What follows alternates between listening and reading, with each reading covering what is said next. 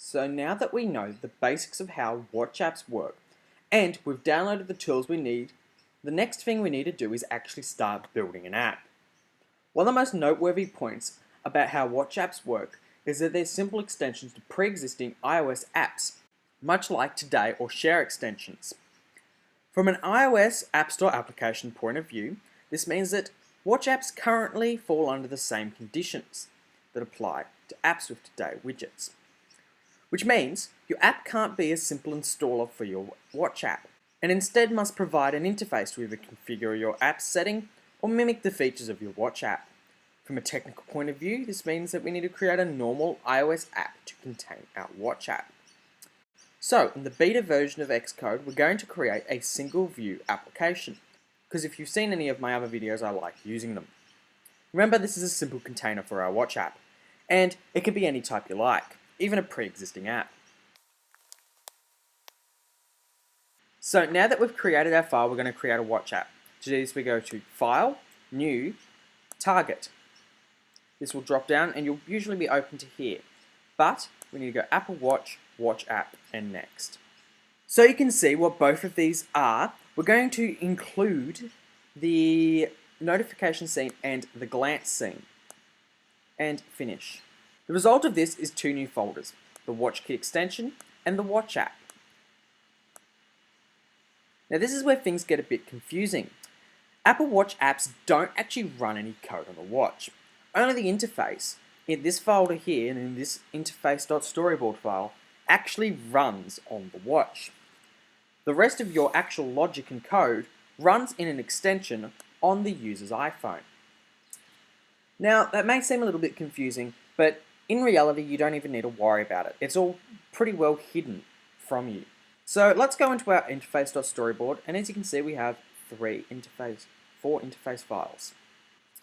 The first is the interface for our actual watch app. As you can see, it's blank right now, and I'll talk about that in a second.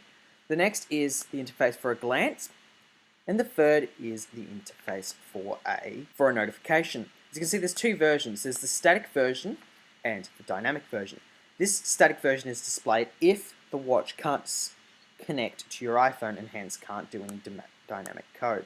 Those are our three interfaces, but right now all we want to worry about is creating a watch app, which is this first one.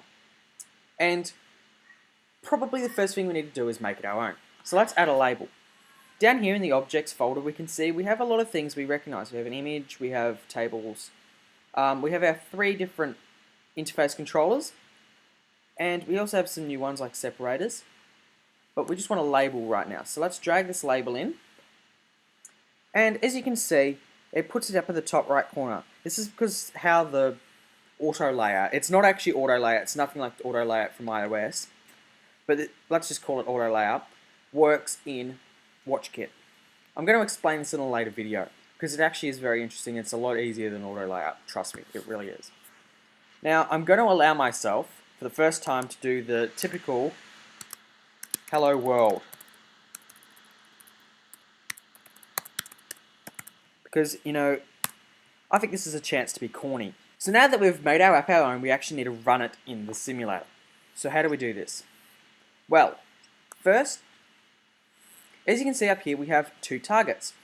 First we have our regular app. This is a regular iOS app like you would normally build. And second, we have our watch app. That's just the name of my folder, or my project, watch app. And this is actually the watch app.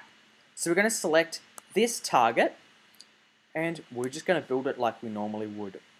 So now that the iOS simulator has started, as you can see, there's, well, nothing there. That's because we haven't displayed our Apple Watch interface. To do that, we have to go Hardware, External Displays, and then either one of these. As you can see, Apple Watch has two sizes, so I'm just going to pick 42mm. And this little window here comes up with, of course, nothing in it. Your app will eventually come up in here, but just to expedite the process, we're going to rerun our app so it comes up in this window.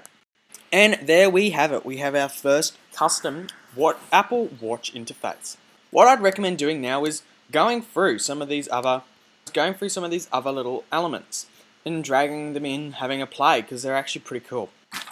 And in the next video, we'll start talking about interface and navigation.